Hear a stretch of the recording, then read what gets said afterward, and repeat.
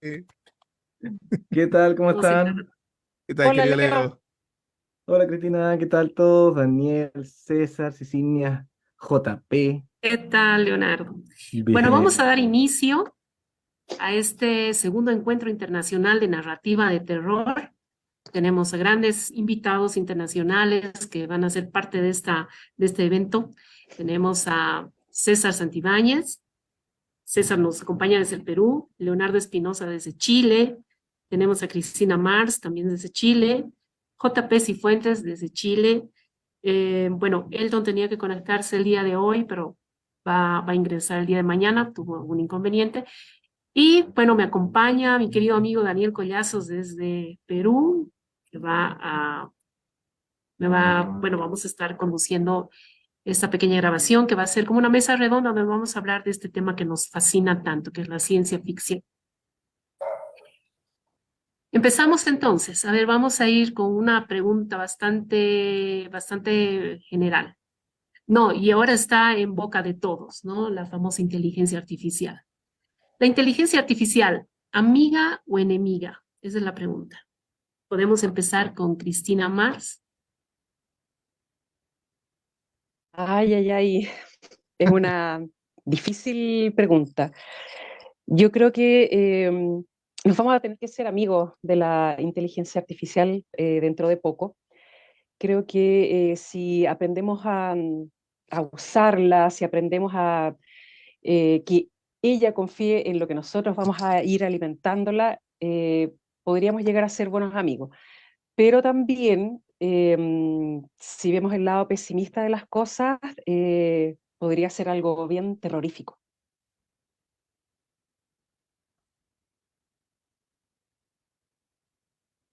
Está, Claro no que está muy lejos de volverse un tema de terror también, ¿verdad? Porque hemos recibido como advertencias, tanto en las películas como en cuentos, ¿no? Acerca de la rebelión de las máquinas, ¿no? Que la inteligencia artificial puede desarrollarse tanto que puede empezar a tomar el control.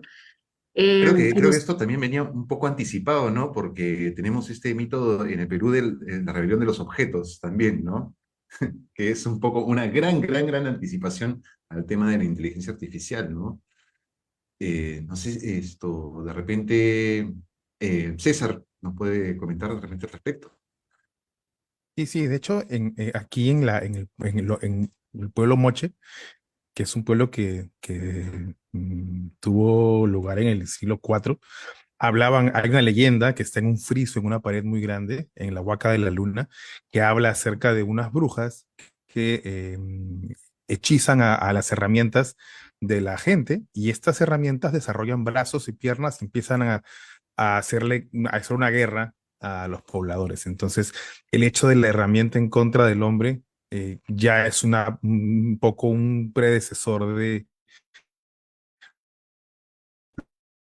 lo que luego. Pero claro, ahí yo siento que el hecho de la IA nos afecta y nos desestabiliza, especialmente porque la inteligencia es una cualidad que el hombre siempre ha reclamado para sí.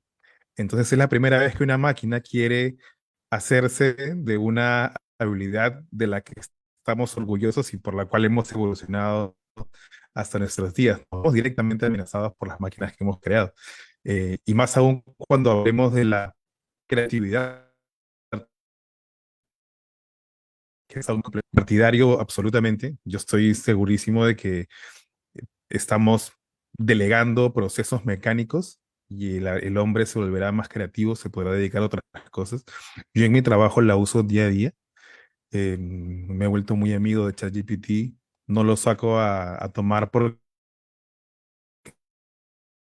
en fin, nos está facilitando mucho, ¿no? Ahora, hay mucho miedo, definitivamente, pero yo creo que va a generar más trabajos de los que está quitando, porque ese es uno de los grandes miedos, ¿no? Como siempre decía, como los amanuenses durante la imprenta, decía que ahora quién va a escribir los libros. Claro, la imprenta generó una industria editorial gigante, la internet generó una industria tremenda, el cine también, ¿no? La televisión, los actores, y creó una industria nueva. Entonces yo creo que la IA va a crear más puestos de lo que va a eliminar. Yo soy absolutamente partidario. Gracias, César. A ver, no sé si, ¿qué quiere comentar JP de repente? Sí, claro. Mira, le estaba escuchando y creo que yo dividiría en dos partes este tema de la inteligencia artificial. Uno, como decía bien César, desde el punto de vista de la creatividad, sobre todo lo que está ahora para nosotros, los escritores o ilustradores, sobre todo, que son como los que están más en el tapete esta situación. De hecho, se ha popularizado ya el tema de empezar a discutir sobre este tema, ilustradores que ya están colocando como un punto de vista muy en desacuerdo con el uso de esta tecnología. Pero por otra parte, a mí me llama la atención que va a llegar el momento en que seguramente hasta las mismas inteligencias artificiales van a poder lanzar libros y publicarlo y hacer exactamente todo. El punto está en que no es el problema el recurso, el problema es cómo se utiliza. Porque ahí existe el criterio. Ahí van a existir siempre estas personas que van a tratar de aprovecharse del sistema, aprovecharse del medio y se da mucho. Por ejemplo, en la investigación que estoy haciendo de poesía de ciencia ficción latinoamericana, me estoy encontrando que es muy fácil, por ejemplo, y Rodrigo Jure me lo había mencionado también de manera privada, es muy fácil, por ejemplo, ahora dar una instrucción en una inteligencia artificial específica y te construye en una fracción de segunda un poema maravilloso. Y que uno queda con esa sensación de que, wow, es un trabajo estupendo, magnífico. Pero está esta incertidumbre de hasta qué punto podemos aceptar aquello. Y el otro método, como dije, dividiría en dos. Uno es la labor creativa, el otro método que también tiene que ver con cómo la utilizamos es para otros niveles. Y ahí sabemos que estas inteligencias artificiales no están potenciadas o están pensadas para la creatividad como manera principal. Muchas veces esto viene como más desde un sistema de defensa de las naciones, de espionaje, va por otro ámbito.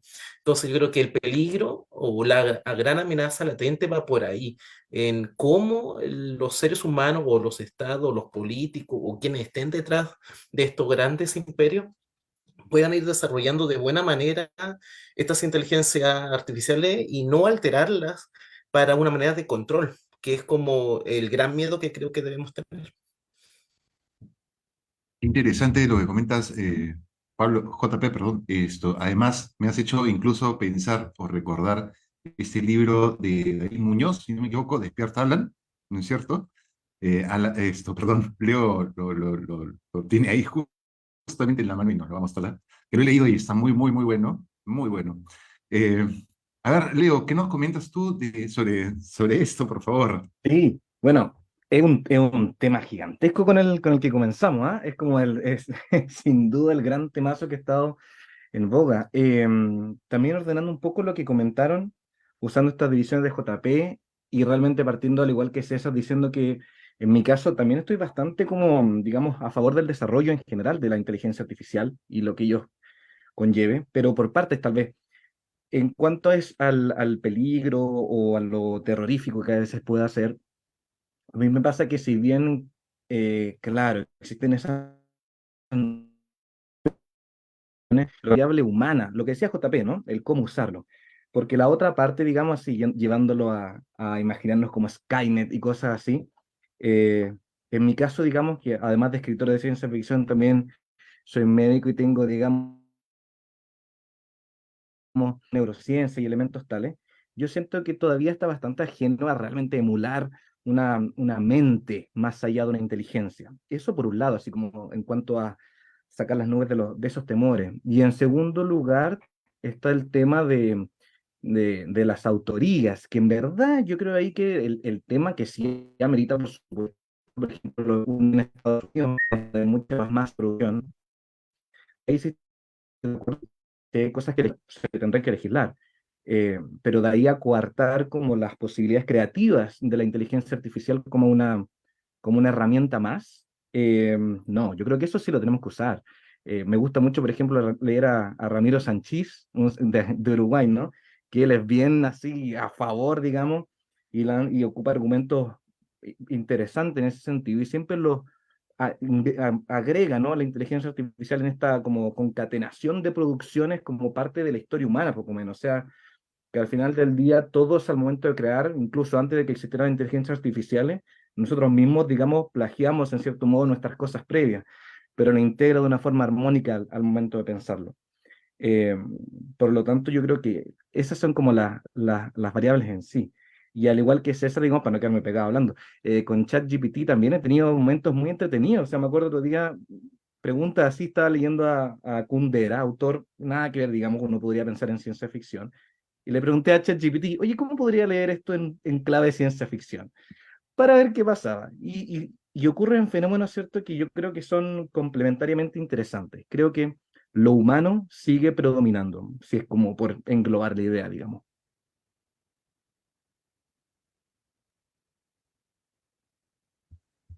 Excelente. A mí me ha hecho recuerdo un poquito. Yo hace muchos años estudié informática.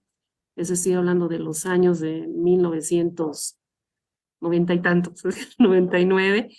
Y había la materia de inteligencia artificial, pero en ese entonces era solamente teoría, ¿no? Era ciencia ficción, era algo que sí se podía proyectar en el futuro, posiblemente, lo hablaban de esa manera, pero no pasaba de ser ciencia ficción. Y a día de hoy ya estamos viendo tantas aplicaciones que están siendo utilizadas con la inteligencia artificial y hay mucha gente que tiene miedo. Yo he escuchado muchos escritores que están aterrados eh, con este tema, ¿no? Entonces, da mucho de qué hablar.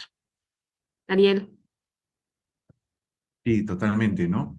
Ahora voy a cambiar un poquito el rumbo de la pregunta, ¿no? Justamente me viene a la mente, ¿no? ¿Qué cosa es lo que estamos haciendo en nuestros países Latinoamérica, ¿no es cierto? Con la ciencia ficción. Hace poco, justamente, tuvimos un bonito encuentro aquí en Lima, el Lima Future Club, donde justamente estuvimos conversando sobre la ciencia ficción en nuestros países. ¿Qué nos diferencia, según, digamos, esto, ustedes como autores, ¿no? ¿Qué nos diferencia la ciencia ficción de otros países? ¿Cuál es, digamos, por decir, la salsa en esta ciencia ficción latinoamericana? Perdón, le voy a dar el pase a ver, para variarlo un poquito, para que no sea tan injusto, vamos a ver con JP. Ok. Bueno, yo creo que acá en Chile hay una diversidad. Y entendiendo esa diversidad, sin entrar, yo creo que después Leo la puede profundizar más como por territorio. Yo la voy a enfocar más en ámbitos de lo que a mí me seduce más. Uno, el ámbito de la ecocrítica, que siento que acá recién está como en simiente este tema, que por ejemplo en otros países como Brasil está muy fuerte con el tema del solar punk y que veo con mucho agrado, por ejemplo, que en Perú también están hablando harto sobre eso. Hace muy poquito vi la noticia en Pandemonium que van a sacar una antología sobre esta temática. Entonces, yo siento que ese es un gran tema que en nuestro país, acá en Chile, se puede empezar a utilizar, sobre todo porque acá las problemáticas medioambientales son muy fuertes, tanto en el norte del país por las mineras como en la zona centro-sur por el tema de las forestales y los incendios que hay, sobre todo en la época del verano, y con este tema del cambio climático que está sucediendo. Entonces, yo creo que ahí hay un lugar, un sitial muy potente donde las nuevas generaciones o quizás una búsqueda exploratoria para lo que ya hay, pero mira, desde una mirada más verde ahora, más asociada también al mundo de la ciencia ficción, pero desde la ecocrítica. Y por otra parte, también un reconocimiento o una revalorización o una visibilización, si se podría decir también, como de otras expresiones de la poesía, en este caso, una poesía más de ciencia ficción, que va de la mano también con situar esta forma de escritura en una posición muy cercana a la de la narrativa, que yo creo que sucede en la mayoría de los países, sobre todo en Latinoamérica, donde el mundo narrativo sigue siendo el predominante, pero hay otras formas y expresiones también. La poesía, el teatro, el cómic, la novela gráfica, son distintas expresiones, formas ficcionales que van muy fuerte y que acá en Chile están también empezando también a situarse. Hay novela gráfica de ciencia ficción, hay expresiones teatrales, hay expresiones poéticas, y creo que eso es como el auge de lo que viene justamente a predominar hacia el futuro. Muchas gracias, JP.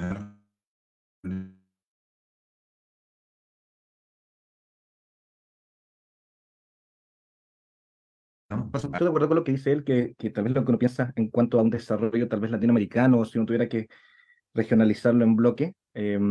Ahora, sobre todo, que es muy entretenido el escenario moderno, en que tenemos visiones de muchas partes del mundo. Pero a nivel regional, también creo que está lo que lo diferencia, digamos, de la ciencia ficción latinoamericana, son esos dos grandes elementos, lo identitario, digamos, en cuanto a raíces, todo lo que aquello implica en nuestra región, y toda la vertiente ecocrítica, y lo que ello también conlleva, poesía incluida, que siento que es parte también de estos dos elementos. Como para complementar, creo yo que si uno tuviese de todos modos que subdividir, porque igual lo comentamos en el Lima Feature Club, ¿no? Es cierto que uno puede hacer el ejercicio de hablar de Latinoamérica, pero realmente son muchos países, ¿no? Y cada país inevitablemente tiene su componente. Y en el caso chileno, si bien es capaz de sumarse, digamos, a esta sumatoria, igual tenemos elementos de acá muy interesantes que tal vez, como lo anticipó JP, lo mencionó, esto dividirlo por ciertas características, y lo comentado en Lima. Por un lado, en Chile todavía es potente todo el tema sociopolítico, por un lado, en nuestra identidad, comparándolo con la ecocrítica, así como con el solar punk, por así decirlo. Acá tenemos aquí un libro rápido, Morphopunk, de un autor que, bueno, que realmente es músico, con una gran historia, pero que tiene ese elemento social político regional propio de Chile, ¿no? Ese fatalismo en cuanto a nuestra psicología cultural, nuestras ambivalencias propias.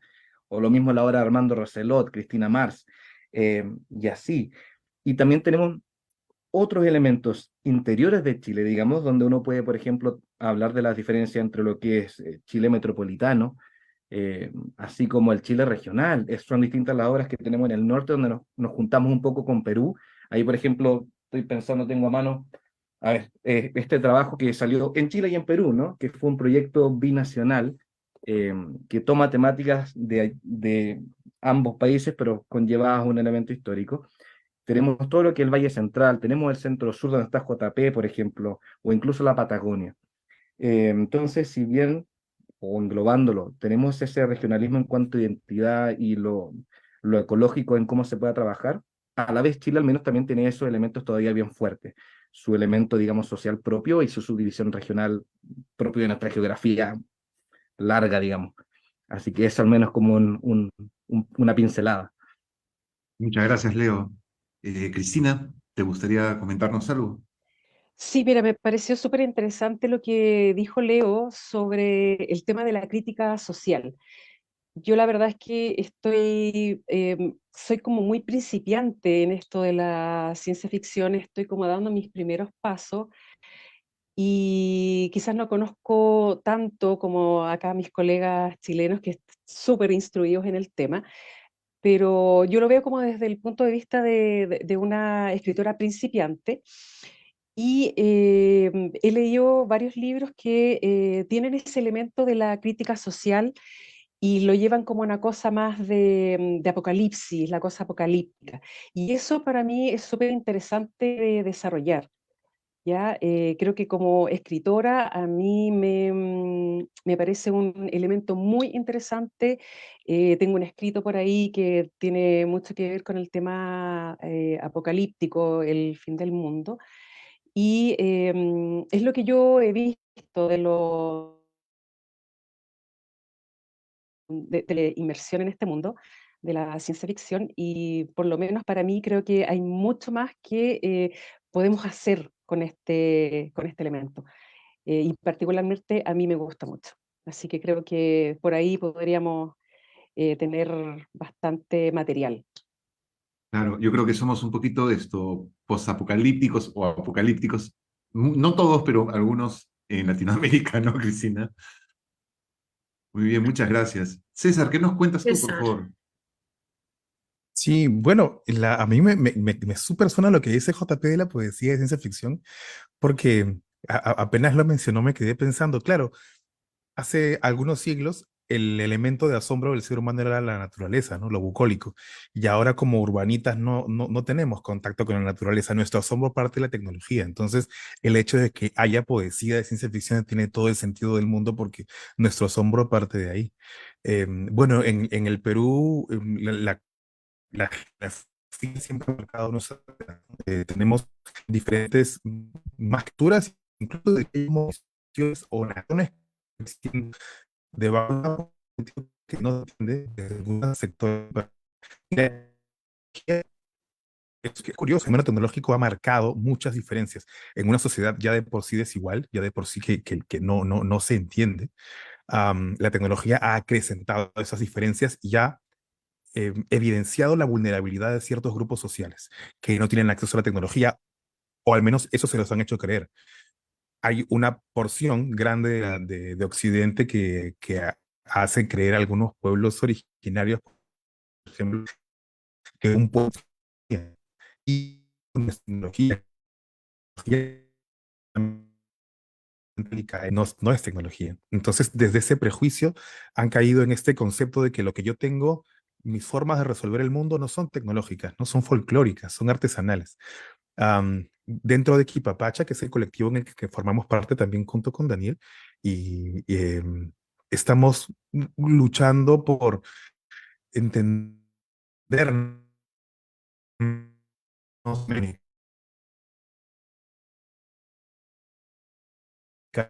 que social es muy distinta y nos cuesta, es un esfuerzo muy grande. Además que es el quechua y todo el resto de lenguas que existen en el país, que no son solamente una barrera idiomática, sino es una barrera de concepto muy fuerte, filosófica. Detrás de cada una de esas lenguas hay una filosofía muy fuerte, pero estamos mirando un poco esta configuración política en la Amazonía, por ejemplo, que son poblaciones que no dependen del Estado y no les interesa depender del Estado, no conocen al Estado, no les sirve para nada. Y en la sierra, que se sienten amordazados por un Estado que no los entiende, un Estado centralista, que solamente piensa en Lima, en capital, en la coca, por ejemplo, ¿no? Que hay un pueblo que usa esta planta sagrada y está en el narcotráfico como planta sagrada e industria de la droga, del narcotráfico, no se entiende. Y la ciencia ficción tiene que ver con todo esto, ¿no? Y es muy interesante cómo la ciencia puede definir a un país, puede dividirlo o también podría unirlo. Entonces, ahora estamos buscando soluciones, cómo la tecnología puede usarse para unir, un poco saldar estas diferencias sociales y políticas, y eso es un poco la lucha de Equipapacha, ¿no? Es durísimo, pero además hemos caído en cuenta de nuestra diversidad como latinoamericanos y el hecho de que ahora estemos contactando de manera tan humana con, por ejemplo, con Leo, con JP, con Michelle. Estamos abrazándonos en esta diversidad y estamos generando una identidad latinoamericana, que es como el mundo nos ve. El mundo no ve a Ecuador, Bolivia, Chile, pero el mundo ve Latinoamérica. Así como hablamos de afrofuturismo, el mundo habla de un latinofuturismo, un futurismo de ahí hay que empezar a construir. Muchas gracias, César. Cecilia, ¿tienes alguna Gracias, pregunta? César. La verdad es que eh, me haces pensar en un poquito acerca de lo que estamos haciendo con el grupo, ¿no? Que se ha creado con el grupo de escritores de ciencia ficción. Eh, es lo que queremos hacer, queremos unirnos, queremos trabajar todos juntos, apoyarnos desde nuestros países, ir mostrando los autores que forman parte de ese grupo y poder crear esta gran comunidad. Vamos a pasar a ver una siguiente pregunta. A mí me gustaría saber, la ciencia ficción como utopía, en el aspecto de que hacia dónde queremos llegar, o como distopía, como un mundo alterno, que podría llegar a ser bueno, podría ser malo, o como una advertencia, ¿no? Nos está, bueno, la ciencia ficción advirtiendo a no jugar a ser dioses cuando tratamos de manipular el ADN, cuando hablamos acerca de las metodologías de los viajes al espacio y etcétera. ¿Qué opinan al respecto?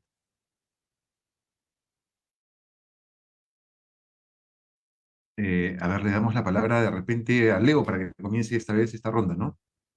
Sí, y quería solamente agregar muy cortito nomás, que me acordé de lo que decía César respecto a la ciencia ficción y su rol en todo esto, que busqué aquí rápido la cita porque me acordaba, no de memoria, pero aquí la tengo, digamos, de de René Revetés, autor también latinoamericano importante ya de antaño, digamos, que en una cita, no recuerdo el texto específico, pero que, digamos, dijo en su momento que la ciencia ficción en Latinoamérica no es escapismo, sino que es un reencuentro, es una forma de encuentro. No sé si a alguien le sonará por ahí esa cita, pero René Revetés lo dice así, no como una forma de, de- de una fantasía, quizá de otro estilo, sino que acá funcionaba también como herramienta, digamos, unificadora en muchos sentidos. Eh, y entonces ahí, bueno, voy a lo de la utopía para no desviar esa pregunta. Y saqué a mano nuevamente, siempre saco alguna cosa, no me aguanto. Pero, por ejemplo, acá en Chile, que tenemos nuestra Asociación de Literatura de Ciencia Ficción y Fantástica, que nos ha permitido, digamos, un espacio de encuentro. Hace poco se lanzó un fanzine que de hecho se llamaba Utopía, o tenía el título de Utopía, así que va a la mano y se puede descargar gratuito desde página básicamente, al estilo como los workshops, digamos, en el fanzine uno encuentra cuentos cuya temática inicial era la utopía y sin embargo uno se da cuenta al leerlos que todo deviene distopía. Entonces se genera este juego fascinante de los estudios utópicos, ¿no? Que pareciera que toda utopía en cierto modo, existe gracias al imaginar su versión distópica. Entonces se genera como este ciclo, este uroboros de sí mismo. Y creo que la ciencia ficción, volviendo a esa idea, es esencial en ese descubrimiento, ¿no? En ese recorrido, en esa forma quizá de abrazar las contradicciones para no vivir en esa lucha constante, sino que entender lo que tal vez es parte de él que existen esas distintas variaciones. Así que lo utópico y lo distópico creo que acá volviendo quizá a René RBT, es parte de ese encuentro regional y local. Genial. Gracias, Leonardo. No sé quién quiere seguir. ¿Cristina? Ahí estoy de nuevo. Ay, mira, la verdad es que esta visión como del futuro, así con toda la tecnología que se nos está viniendo encima, eh, y vuelvo un poco atrás a lo que dije, a mí me da la sensación de que va por un lado un poco más de lo apocalíptico. Ya yo no tengo como esa visión del futuro como más romántica quizás, sino que yo veo como que la cosa se viene un poco abajo. Pero en ese sentido, creo que la creación literaria que se está dando como, digamos, en Latinoamérica, como han dicho todos acá, va un poco por ese camino del que están hablando ustedes. No es un poco por lo que yo veo, pero sí creo que hay puentes ahí que unen bastante, digamos, todas nuestras tierras. Y eso creo que es súper beneficioso para todos nosotros. Eso. Seguimos de repente con César y terminamos con JP. Y claro, bueno, es que el concepto de utopía y distopía en realidad es subjetivo, ¿no? La utopía de derechas es la distopía de izquierdas y viceversa. Entonces, depende mucho de quién escriba, pero lo que ocurre con la ciencia ficción es que lo que sí es verdad es que nos da una responsabilidad en cómo construimos el futuro. El futuro, hay un autor que a mí me gusta muchísimo, que se llama Kurt Van Mensford. Es un autor que dice que la ciencia ficción está en la pirámide de la construcción científica. Eh, o sea, Star Trek, las cosas que se pudieron hacer hoy como las tablets, como todos los inventos, parten porque un ingeniero se encargó de desarrollar lo que un escritor de ciencia ficción o un guionista, en el caso de Star Trek, pensó en algún momento. Entonces, Julio Verne, primero todo nace en la imaginación, la idea, y luego otro profesional que es el ingeniero se encarga, o el científico, se encarga de desarrollarlo.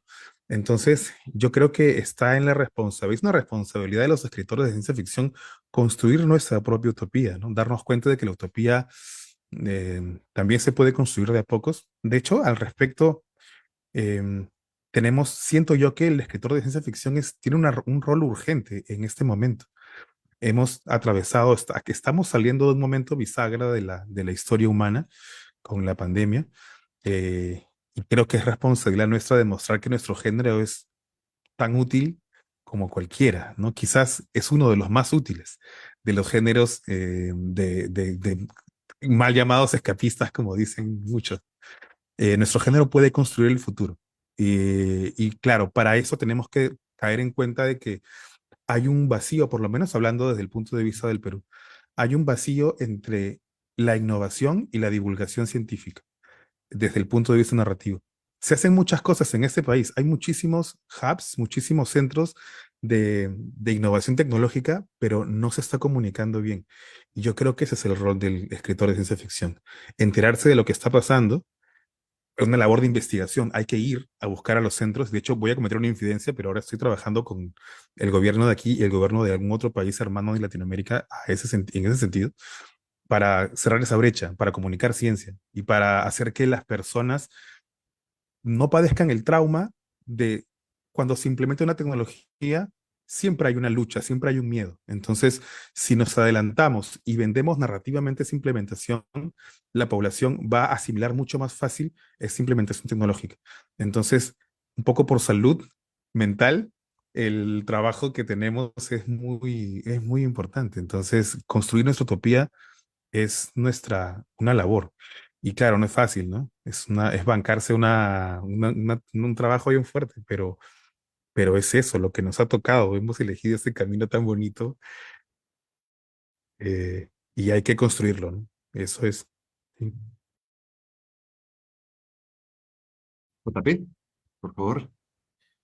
Mire, yo estaba escuchando lo que decían, y es verdad en el sentido de cómo podemos construir lo que se viene, pensando en lo que tenemos ahora en el presente y pensando también en nuestro pasado. Pero a mí me llama la atención de que muchas veces nos olvidamos que la tecnología es algo que ha estado desde los principios de la civilización de la humanidad, desde la invención de la rueda. Entonces, hemos convivido siempre con esta tecnología. Lo que pasa es que ahora es tan rimbombante y da tanto asombro, que causa justamente su efecto de miedo. Quería asociar esa parte nomás. Pero yo quiero ver ahora el otro tema, el tema de la utopía de Latinoamérica. Debo decir, César, me encantó ese concepto, no había escuchado del latinofuturismo. Está bastante bueno, ¿eh?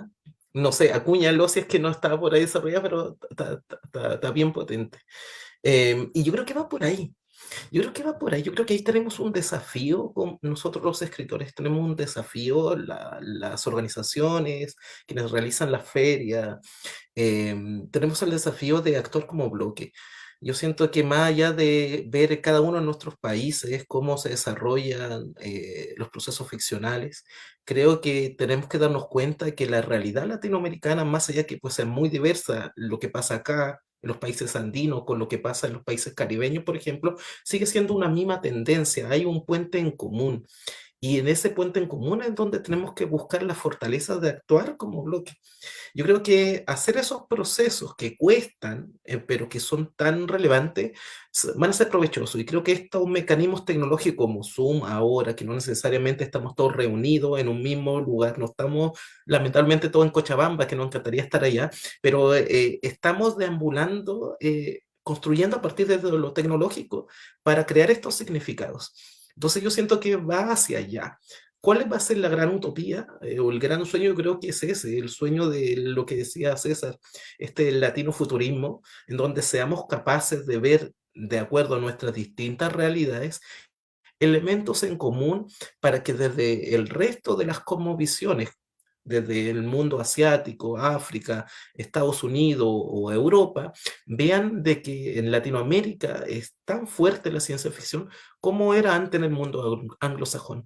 Entonces yo creo que por ahí va el gran desafío y concuerdo con lo que decían el resto, de que la ciencia ficción es también en el ámbito para las sociedades como el camino a seguir, porque te va señalando justamente qué es lo que va ocurriendo paso a paso, que el proceso de ficción o una narrativa más tradicional te cuenta más el presente o el momento exacto te retrata la sociedad tal como la ve, pero no, no hace estos procesos predictivos o estos procesos medios proféticos que tiene la ciencia ficción, y que justamente esa es una de las gracias que tiene. Gracias, JP.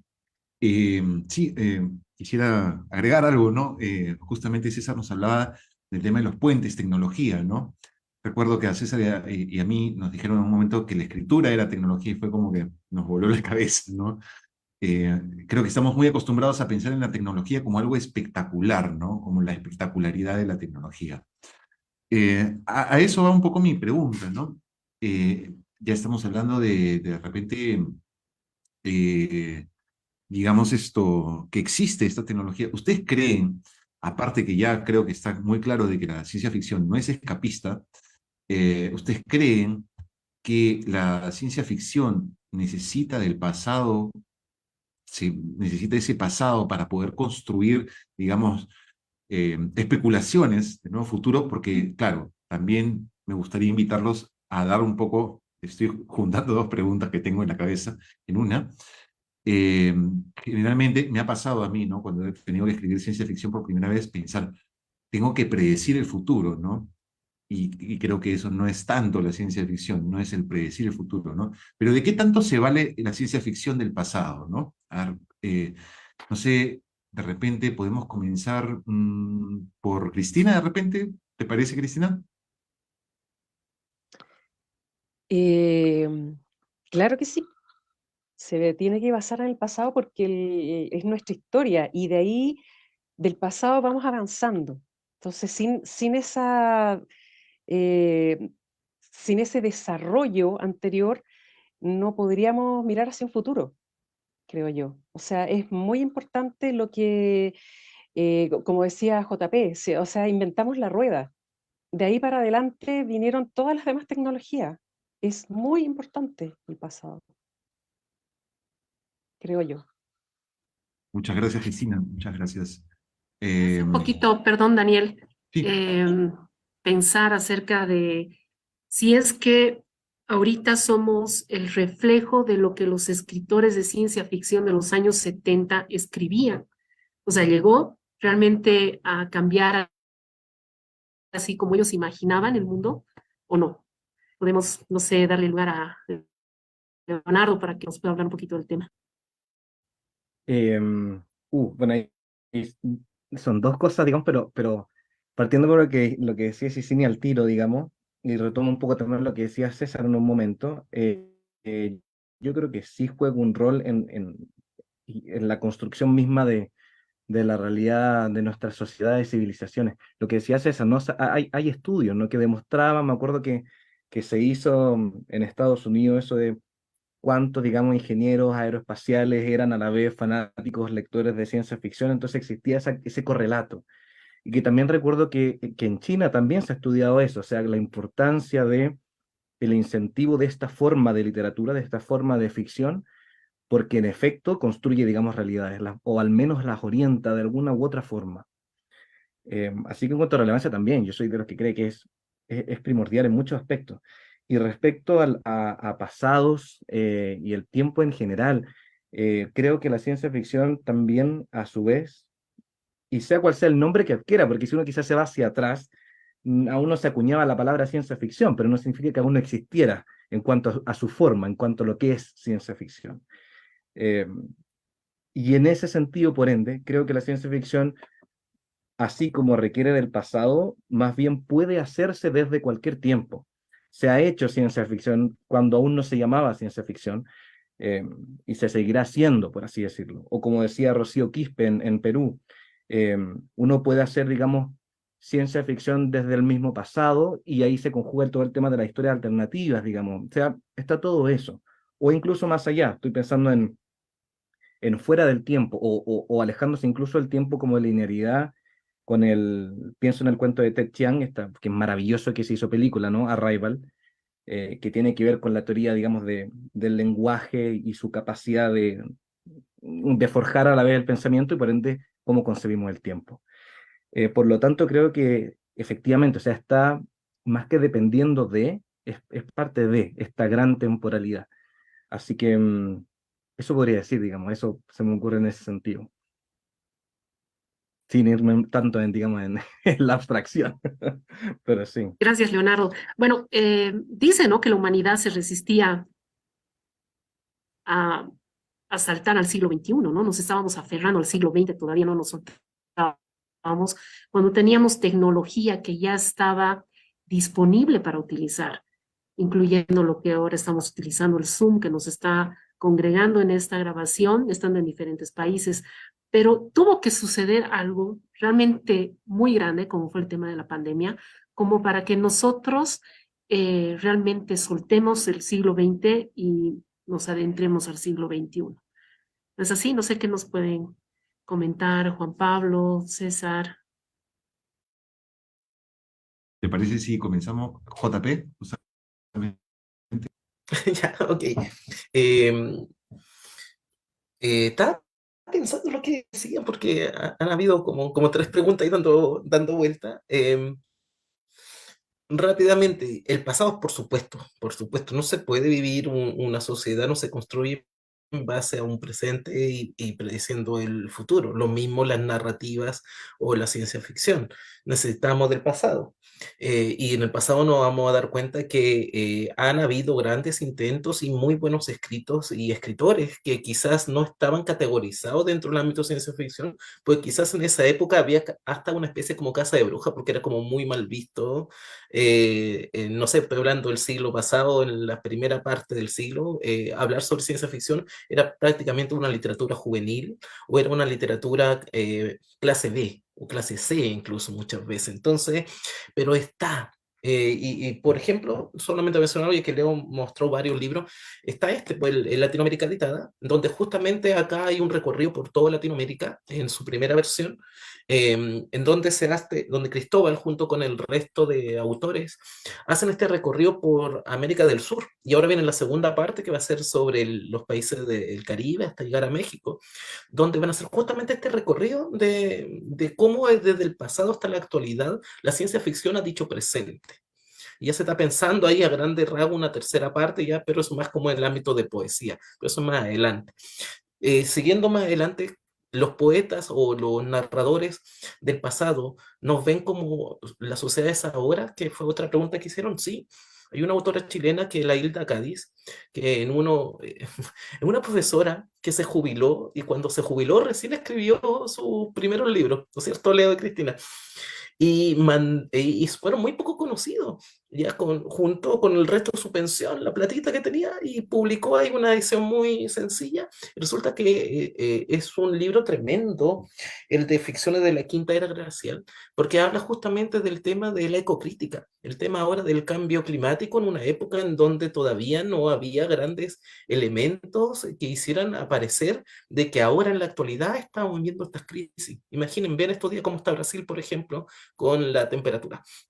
Y en base a la pregunta que me has realizado, sí, sí, sí, yo creo que justamente necesitamos esos caminos, necesitamos esa forma de poder comunicarnos o de poder expresarnos, de poder ir más adelante en base a una ciencia ficción que se va nutriendo con toda esta vertiente, vertiente histórica, vertiente ecológica, vertiente artística, de la creatividad, de las inteligencias artificiales se están manifestando. Ojo, y cuando hablo de ciencia ficción, yo no me limito a la ciencia ficción pura y dura exclusivamente. Aquí hablo también de los subgéneros, por ejemplo, o de las otras categorizaciones, el terror, por ejemplo, el horror, que también son expresiones tan fuertes y tan necesarias, incluso hasta el ámbito de la fantasía. Son los caminos que Latinoamérica está recorriendo desde sus mitologías incluso, que nos van a llevar a explorar y poner como el pie y la mano ahí alzada diciendo, mira, estos somos nosotros.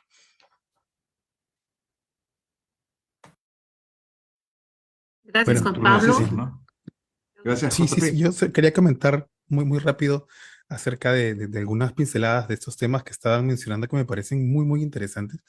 Am, yo creo que el escritor de ciencia ficción em, no predice el futuro, sino que lo construye con sus ideas. Entonces, claro, visto desde el presente, Julio Verne predijo el futuro, pero visto desde el pasado, en realidad lo que hizo fue ayudar a construirlo, ¿no? Desde la imaginación. Los escritores de este género somos artistas y también somos activistas, porque cada cosa que nosotros publicamos ayuda a construir un futuro distinto. Entonces, vuelvo a la palabra responsabilidad, que creo que ha sido un denominador común en todas las cosas que he comentado hoy, pero, pero hay que ser conscientes de eso, ¿no?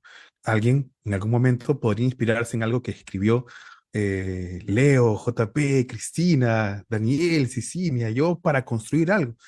Y esto creo que en Latinoamérica, pasando al tema del pasado, es muy importante, sobre todo en nuestra región, porque ocurre que a finales del siglo XV, nuestro desarrollo histórico se vio detenido y heredamos un desarrollo histórico que no nos pertenecía. Toda la sociedad hoy día, en estos tiempos, está construida sobre el derecho romano, sobre la filosofía griega, y no nos dieron la oportunidad de Latinoamérica de darle respuestas al mundo actual. Nunca pudimos exportar nuestra filosofía, nunca pudimos exportar nuestros sistemas políticos que estaban muy ligados a nuestro territorio, a nuestra forma de concebir el mundo. Y sencillamente fueron sistemas políticos, económicos, sociales que fueron acallados. ¿Por qué? Porque la historia se da así, ¿no? O sea, tampoco se trata de guardar rencores porque creo que eso es contraproducente. Sencillamente es la evolución histórica. Pero yo siento que si analizamos en el pasado podemos encontrar respuestas a muchos problemas actuales que van mucho más allá del capitalismo, del extractivismo, del individualismo, y podemos encontrar una nueva vida en comunidad. Respuestas que estamos buscando hoy en día probablemente estén sepultadas hace 600 años en el pasado. Entonces, la responsabilidad ahora también es esa, hurgar en las respuestas que ya estaban ahí, que son sistemas que no se llegaron a desarrollar, sistemas de pensamiento que nunca se pudieron exportar, eh, y nosotros llevarlos hacia el futuro. Ahora, la gran tentación cuando trabajamos con el pasado es caer en un primitivismo, ¿no? En una nostalgia por lo primitivo, que también hay que escapar de eso. Tampoco se trata de todo lo primitivo fue mejor. Ahí está, también aquí, Papacho, tenemos esta lucha constante, ¿no?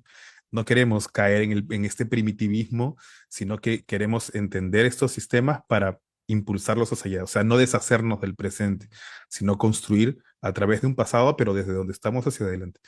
Yo creo que ese es el rol del pasado y el futuro en todo el trabajo que hacemos. Gracias, César. Cristina, a mí me da mucha curiosidad saber qué fue lo que te atrajo para escribir ciencia ficción. A ver, ¿qué me atrae? La verdad es que todo el tema de la tecnología es súper interesante, pero en realidad lo que a mí me inspira es más orientado hacia el terror, ¿ya? Por ejemplo, no sé, me acuerdo de cuando vi Alien en los 80, eh, me hizo un clic y dije, ya, por aquí quizá puede salir algo interesante, mezclando todo lo que es la tecnología, ¿cierto? Con un ente súper malévolo que finalmente podría querer apoderarse del mundo. Entonces yo creo que me fui como por ahí, por ese lado, más por el lado del terror, de lo fantástico, más que de la tecnología. Por eso creo que mi acercamiento hacia la ciencia ficción es un poco distinto, como todos acá mis colegas que son como un poco más técnicos. Eh, yo voy por el otro lado, pero me atrajo esa como mezcla, ¿ah? Entre los avances tecnológicos y cómo eso también podía producir terror. Yo te Gracias, acompaño ahí, Cristina. Cristina. Yo te acompaño, Cristina. La verdad es que yo me he dado cuenta que muchos de los que escriben ciencia ficción también escriben terror y viceversa, ¿no? Los que escriben terror también escriben, como es el caso de César, ¿no? Que se manejan los dos géneros. Yo también he escrito ciencia ficción, pero me atrae un poco más lo que es el terror, ¿no? Me gusta más los temas que nos provocan esa adrenalina, ¿no? Del miedo. Pero parece súper interesante. Lastimosamente ya nos quedan unos minutitos para cerrar la grabación. Quiero agradecerles nuevamente por participar de este primer encuentro internacional de ciencia ficción de la 16ª Feria Internacional del Libro de la ciudad de Cochabamba, Bolivia. Estamos muy agradecidos de poder contar con su valiosa presencia, escuchar sus opiniones, sus historias. Y no nos vamos a quedar acá, vamos a tener la oportunidad de continuar creando espacios donde vamos a poder seguir compartiendo nuestras ideas, nuestras producciones, nuestros proyectos a futuro. Y sobre todo quería comentarles de que como resultado del encuentro vamos a tener la publicación de una antología de ciencia ficción con todos los invitados de esta primera versión del Encuentro Internacional de Ciencia Ficción. Así que les agradezco muchísimo, les mando un abrazo enorme y bueno, pues vamos a estar